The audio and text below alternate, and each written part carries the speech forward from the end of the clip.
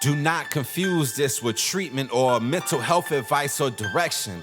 Nothing on this podcast is made to supplement or supersede the relationship and direction of your mental health caretakers. Although David Kozlowski is a licensed marriage and family therapist, he is not functioning as a certified mental health professional in this environment. And same applies to any professional who may appear on the Light the Fight podcast. Hey everybody, welcome to another episode of Light the Fight. As always, I'm your host David, and as always, we're brought to you by 1-800-CONTACTS and Lingo Eyewear.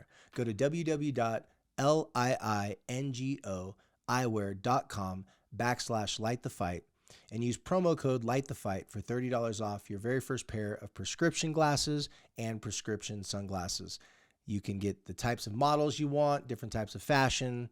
You do it all through the app. It's amazing. I've gotten glasses from them whenever I want to read better. Drive at night is when I really need them. But also if I just want to look smart and intelligent and feel all professional, I put on a pair of Lingo eyeglasses, and they also work very well. So check them out at www.lingoeyewear.com/lightthefight. So for today's episode, I'm going to talk to you guys about something that I actually want to ask you a question. I want you to think about this thing, but first I want to describe to you what it is. Recently, in one of my conversations with a client, they brought this back up to me because I talked to them about this many, many years ago. And when they brought it up to me, they just happened to say it. It wasn't anything like that was really important to the conversation we're having. They just said that they were talking to a friend. Their friend was going through a hard time because this friend was in an abusive relationship. Their friend kept on coming to them, asking them for help, suggestions, and ideas. They believed that their friend knew exactly what to do to get out of this relationship, but like a moth to the flame, their friend kept on going back. And there's a lot of other reasons to, stay with someone.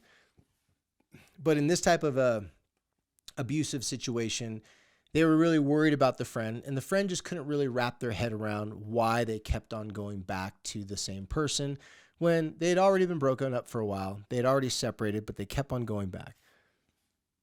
Excuse me.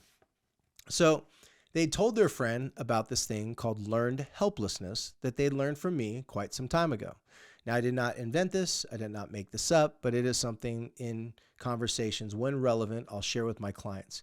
So she reminded me of this, and I thought, this would be a good podcast episode because a lot of you listening to the podcast have things that have happened to you in your past that for some reason has created patterns and habits of us responding or reacting in a certain way when logically we know better, when we believe we deserve better, but we're caught in this really weird situation where we continue to go back to the thing that hurts us, the thing that is not working for us.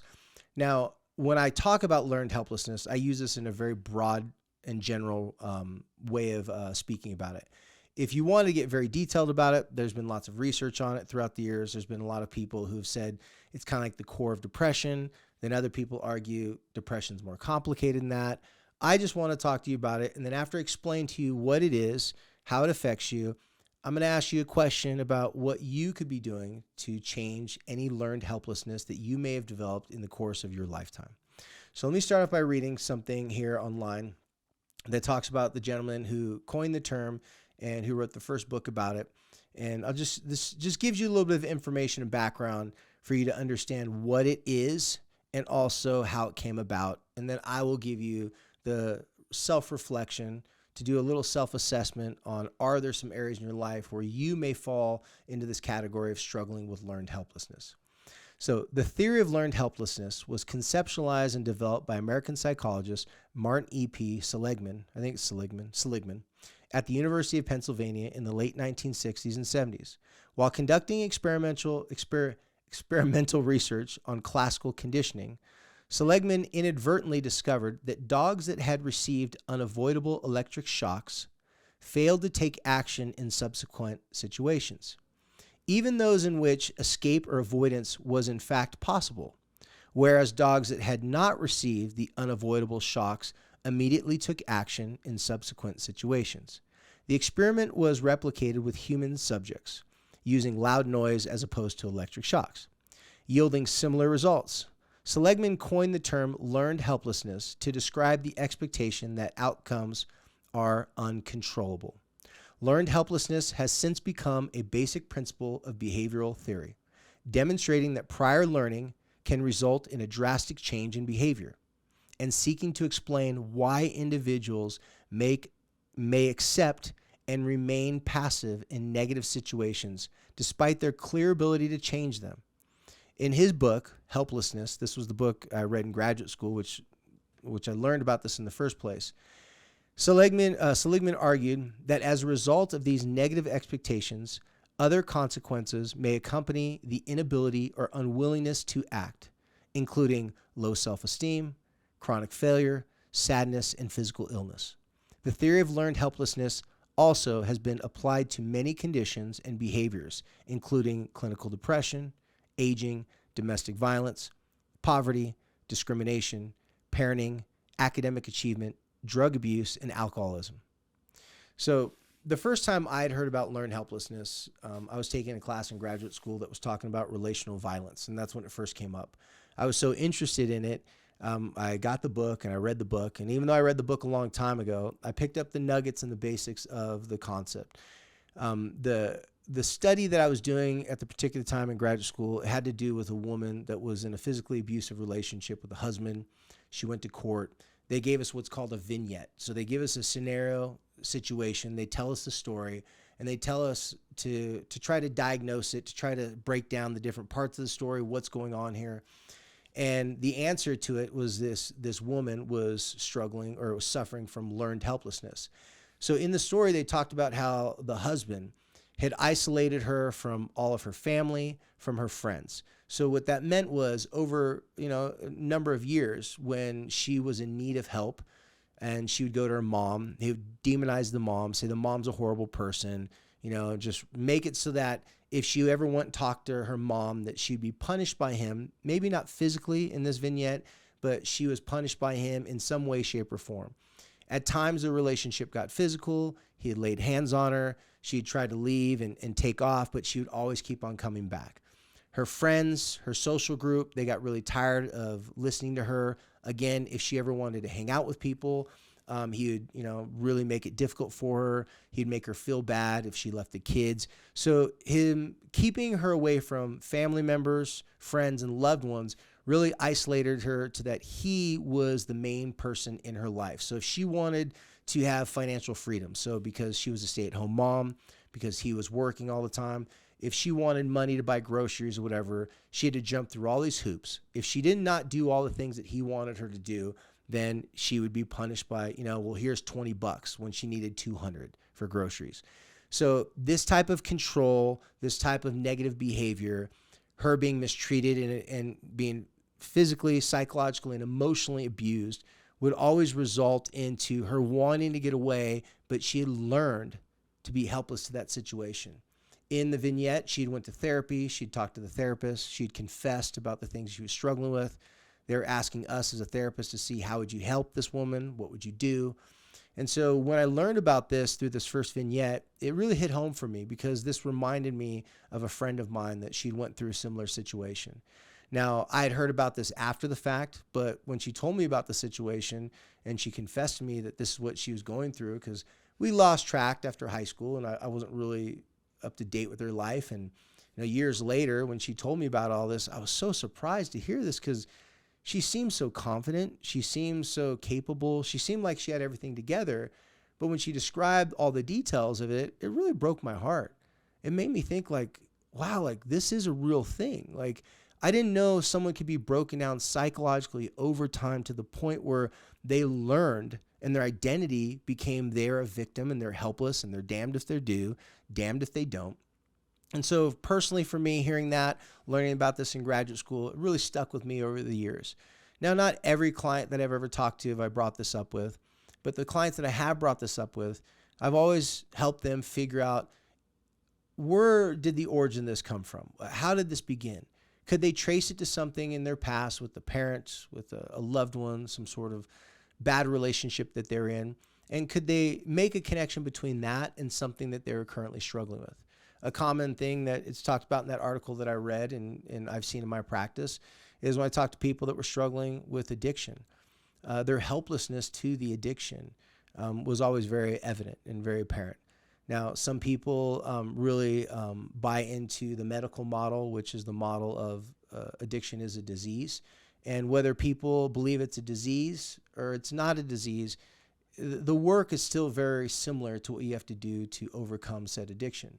And understanding that you've learned to be helpless to the addiction and that it's something that's conditioned you over time is something that can give you a great bit of insight into how to look at this from a problem versus, or I should say, how to look at this in a solution scenario. To identify the problem, to identify that you're helpless, and to be frustrated and try to make sense of how you got to that place in the first place, that usually consumes a lot of people's time and attention and energy. So as a clinician, as a practitioner of mental health, I was always trying to help people identify enough of the problem, how it was created, how it happened, and what the current situation is giving you, but not stay too long in that place, in that space, because that can get you can go down a lot of different rabbit holes. As I always say, you don't want to try to make sense of nonsense.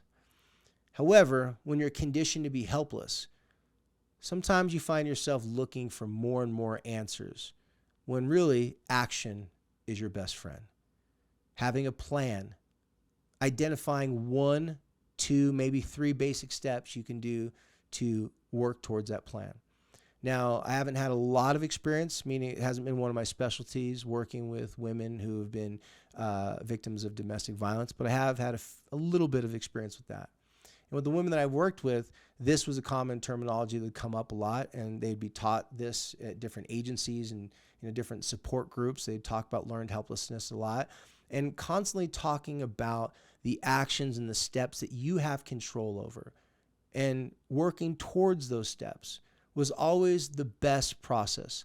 In cognitive behavioral therapy, which is, like, in my opinion, it's like basically the main therapy out there, because all other therapies, well, not all of them, but a lot of therapies lend itself to cognitive behavioral therapy, or they have a lot of similarities. Well, with cognitive behavioral therapy, you don't want someone to completely avoid anything that's ever hurt them or harmed them. In fact, you actually want people to be exposed to similar situations and then react, or I like to say respond differently, to take the knowledge and wisdom that they've learned going through the difficult times. When they get triggered or when they get close to a similar situation, or they're put in a scenario that resembles their past hurt and pain and perhaps trauma that they've been through, that at those moments, that's the moment where they can make the change. So you have to have, the analogy I always like to use is you have to have the splinter at the surface for it to get out. I mean, if you leave a splinter inside your finger, it's a chance it could be infected and could get worse. And, it happened to me one time. And so you have to, as painful as it is, you have to dig it out. A lot of times digging out the psychological, mental, and emotional abuse and the trauma that we've been through can be extraordinarily painful. But I always caution that it's more painful to try to dig it out years later after the fact, when we've built up lots of fail-safes, lots of walls and things to protect that thing from being exposed or brought to the surface. When in reality, exposure, meaning putting yourself in situations either intentionally, or if you happen to be in another relationship or another situation that triggers you, that brings you back to that time, these are the things that are going to help you learn that that is what you went through. It's not who you are. Maybe something that happened to you in your childhood. You experienced some things that made you prime and a perfect person to develop learned helplessness in other relationships. Then as an adult, you develop learned helplessness. You become in an unhealthy relationship. You can identify and trace it back to your childhood, but you need to quickly take action and understand what exactly is a plan and some basic steps I can do right now to get me in the course of direction that will lead me to happiness. Sometimes it's a long process. A few of the women I've worked with in the past that were in very abusive relationships, it took them years to get the financial stability, to save their money, to do the things that they needed to do. But the first steps were always the hardest, because the fear of how could I get out of my current situation, when your current situation is all that you've been thinking and feeling about, you can't imagine if you do get out of it, where you'd even start. For many people, it's very similar, and I'm not trying to minimize it so it's just this easy, but a lot of people stay in relationships. So a mild version, or It's not always a mild version, but what can be a mild version of learned helplessness is being in a relationship that you're not happy in. Maybe it's not an abusive relationship, but it's just not going the way you want it to, and it's a relationship that makes you feel bad about yourself. Well, if you stay in that relationship solely, or I shouldn't say solely, if one of the main reasons why you stay in that relationship is fear that will you be able to meet someone after you get out of this relationship? Will you be able to survive financially? Will you be able to start a new life? And if those things sound too scary, if they sound like they're too much of an unknown and that you don't even want to deal with that, a lot of times people can stay in relationships that the expiration date is far gone, meaning it's far past the expiration date. All the signs and all the flags, red flags have been up there that they need to leave the relationship. There's no more love in the relationship. There's not a partnership in the relationship. Now, of course, in extreme situations, learned helplessness is going to be even more difficult.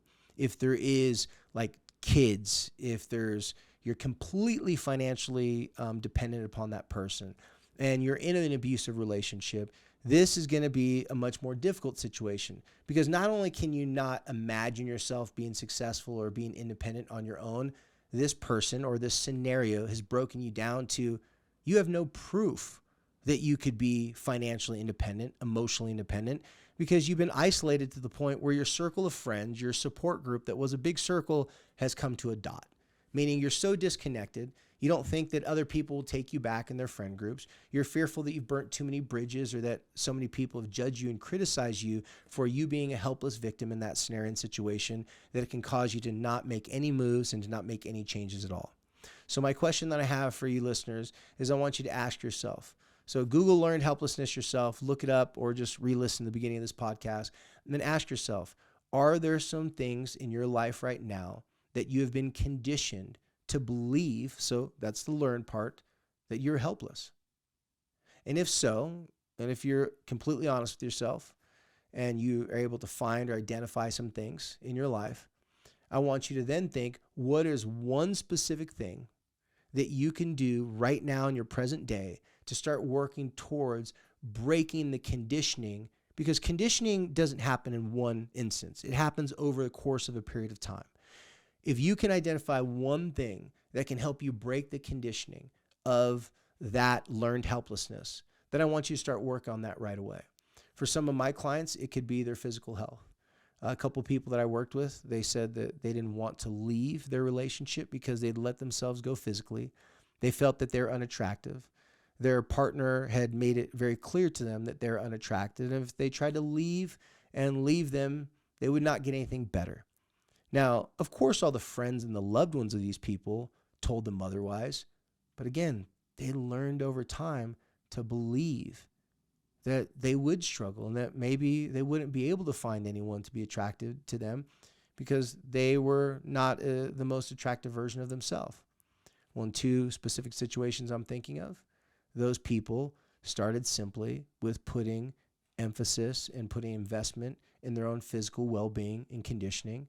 They started to feel better about themselves. And as their confidence grew physically, their confidence also grew mentally and emotionally.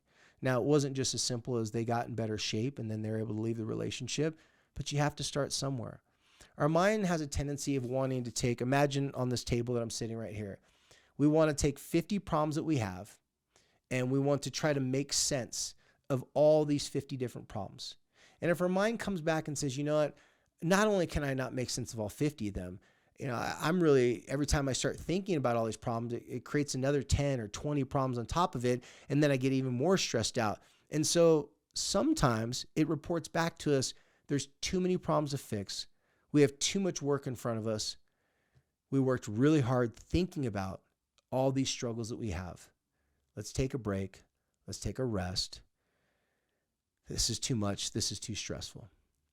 If you've ever heard someone say, I can't take any more of this, I'm done, like I'm past my limit, I've tried everything I possibly can do, and you listening to them think, gosh, there's a lot of things that you haven't done.